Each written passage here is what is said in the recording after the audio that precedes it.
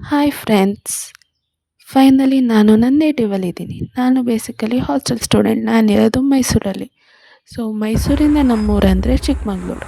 ಚಿಕ್ಕಮಂಗ್ಳೂರಿಗೆ 5 hours journey. 5 hours ಬಸ್ಸಲ್ಲಿ ಕುತ್ಕೊ ಬರೋ ಅಷ್ಟರಲ್ಲಿ ಸಾಕಾಗಿ ಹೋಗುತ್ತೆ. 2 o'clock ಅಷ್ಟೊತ್ತಿಗೆ ಬಸ್ ಸ್ಟ್ಯಾಂಡ್ ರೀಚ್ ಆದೆ. ಅಪ್ಪ ಇರಲಿಲ್ಲ, ಸೊ ಆಟೋ ಮಾಡ್ಕೋಬೇಕಿತ್ತು ನಮ್ಮ ಮನೆಗೆ. ಆಟೋ ಮಾಡ್ಕೊಂಡು ಮನೆಗೆ ಬರಬೇಕಾದ್ರೆ 3 ಆಯಿತು.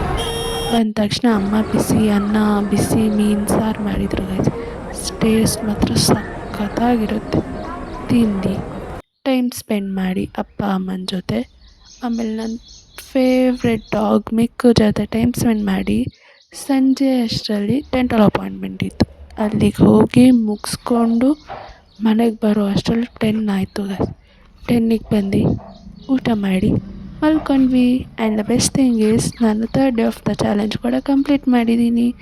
ಸೊ ಗೈಸ್, ಯಾರ್ಯಾರು ನಮ್ಮೂರ ಅಂದರೆ ಚಿಕ್ಕಮಂಗ್ಳೂರು ವಿಸಿಟ್ ಮಾಡಿದ್ದೀರಾ, ಕಮೆಂಟ್ ಸೆಕ್ಷನಲ್ಲಿ ಕಮೆಂಟ್ ಮಾಡಿ. Thank you for watching. Keep loving. Bye bye. Have a nice day.